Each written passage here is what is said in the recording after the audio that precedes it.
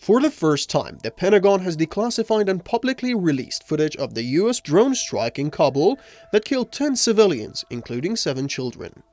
It was one of the US military's final acts in Afghanistan before ending its 20-year-long military intervention in the country. The videos show the scene of the strike before, during, and after a missile struck a civilian car in a courtyard on August 29th in Kabul. Indistinct images show individuals moving in or near the attack zone.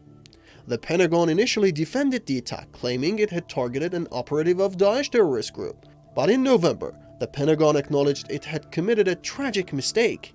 Instead of terminating a terrorist, the US military had killed a civilian and 9 members of his family. 3 months later, the department announced no one would be held accountable for the brutal carnage. Critics believe such reports fail to address the systematic problems in US conduct of drone warfare, making future civilian casualties inevitable. Now, many Afghans, including the victims' relatives, want the Kabul strike to be regarded as a war crime.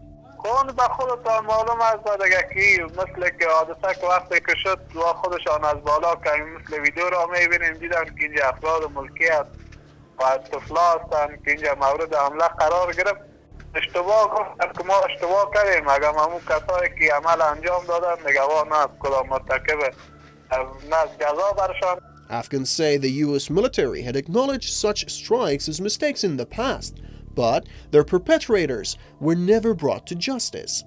Based on the US military's own assertion, Washington has conducted almost 100,000 drones and airstrikes in the West Asia region in the past 20 years. The US is also guilty of civilian killings in many war theaters, like in Afghanistan, Iraq, and Syria, from drone strikes to other military action.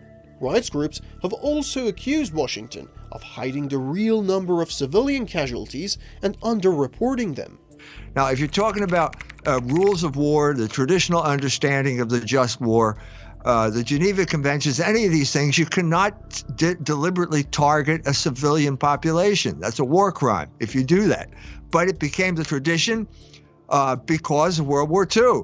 And because the United States won World War II, then they could establish this as a kind of right. Despite the shambolic withdrawal of US troops from Afghanistan, the Biden administration has said it will continue to use aerial attacks, including drone raids, to deal with security threats in the country and counter Daesh terrorists. However, the killing of innocent civilians in Kabul raised questions about the future of US drone attacks in Afghanistan. Now, advocates have decried the US administration's stated plan.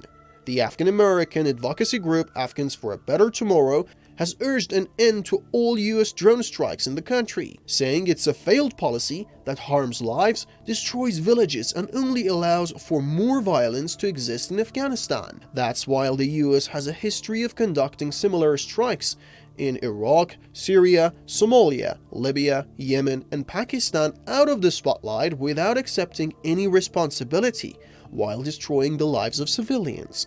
According to new analysis published by the civilian harm monitoring group Air Wars, the US strikes have killed at least 22,000 civilians across various theaters since 2001.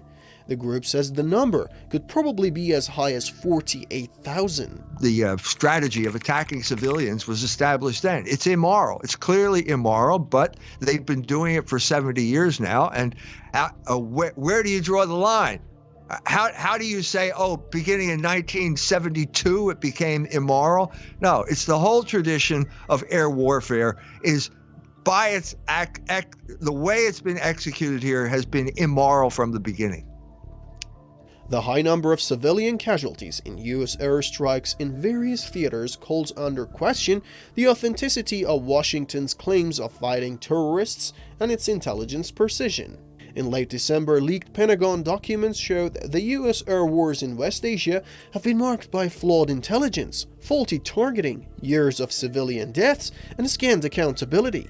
This has further fueled the criticism of the Biden administration's Afghanistan policy and chaotic withdrawal of American troops from the country after 2 decades of war.